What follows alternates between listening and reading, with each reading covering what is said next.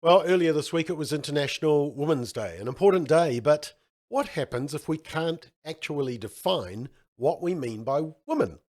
It all gets a bit tricky, doesn't it?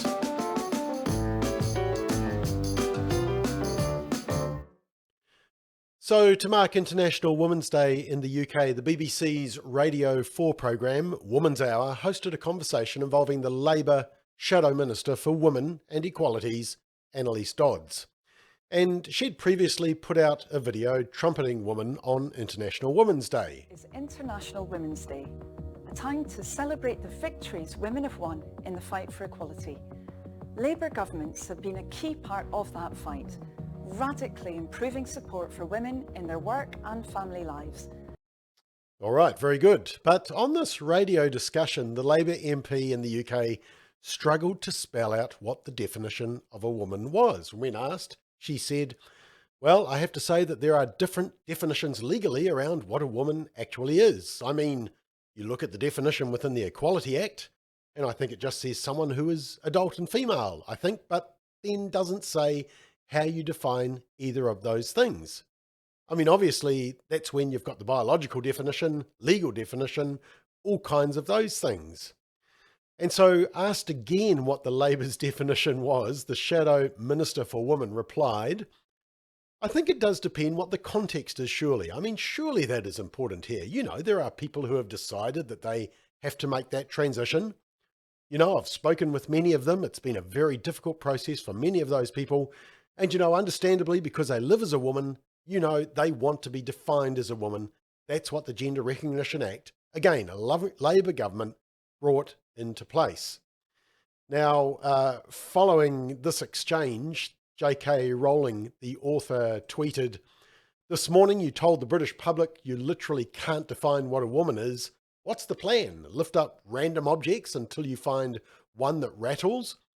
And she also tweeted, "Someone please send the Shadow Minister for Equalities a dictionary and a backbone."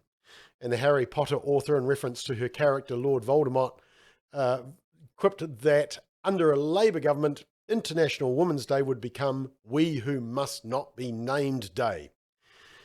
And it's not just in the UK, it's in Australia also. Have a listen to this exchange between a Tasmanian senator who asked a really, really tricky question to representatives from the Office for Women. As the Office for Women, what definition of woman do you use?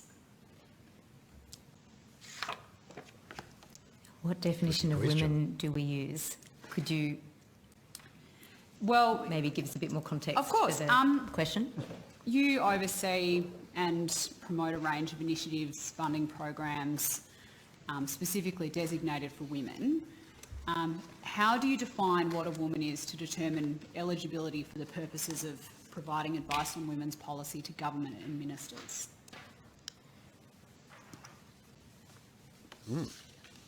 Tricky. Help, please. So, in terms of in the Office for Women, we recognise individuals who identify as women, and that's in accordance with the Australian Government guidelines on the recognition of sex and gender. Right. On what basis do you use those guidelines to guide that decision, that policy position? So, Senator,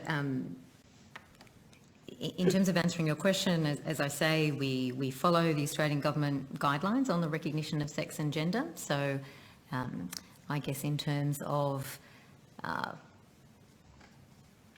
looking at our grants program, to take an example. So, we've talked quite a bit today about the expansion of the Women's Leadership and Development program.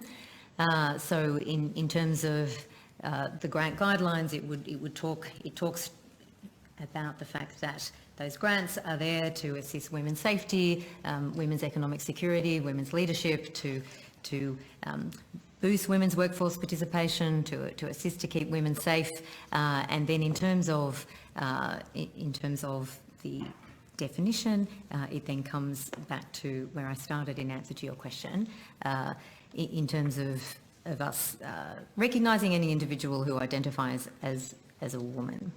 So to be clear then, the Office for Women is not focused exclusively on policies for the betterment of biological women. Senator, I think I can only repeat what I've just said in terms of what we do is following the Australian Government guidelines. Oh boy, she's really struggling. The Office for Women can't actually define woman. But look, it is closer to home as well, this problem. This billboard was recently removed in Wellington by the billboard company Go Media, who said it was taken down as soon as the company started fielding calls from offended New Zealanders. Yep, it's a radical statement, isn't it? The dictionary definition of woman. And the billboard was by a feminist group, Speak Up for Women. Yes, a feminist group being labelled as a hate group for promoting the definition of woman. And they've also been harassed by public officials, councillors and mayors seeking to cancel their public meetings. But we also saw the confusion from our own politicians recently when they were changing birth certificates from a biological basis to a radical gender ideology basis. And here's a couple of examples that we saw. There are plenty of scientists that would be saying that XX is female and XY is male, and that if there's a penis, there's a male, and if vagina, there's a female. No, there aren't anymore. Like the most recent gender research doesn't say that. Trans women, trans identifying males. I want to note that's incredibly harmful.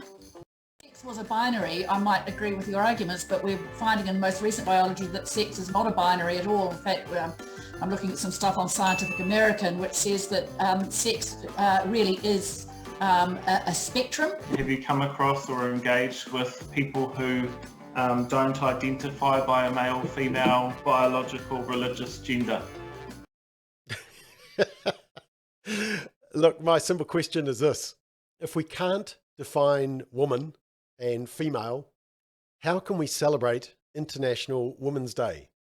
And this is the confusion that reigns when we ignore objective biological reality in favour of ideological confusion. Perhaps as J.K. Rowling said, International Women's Day may have to become We Who Must Not Be Named Day. Let's speak up for women. Let's speak up for biology.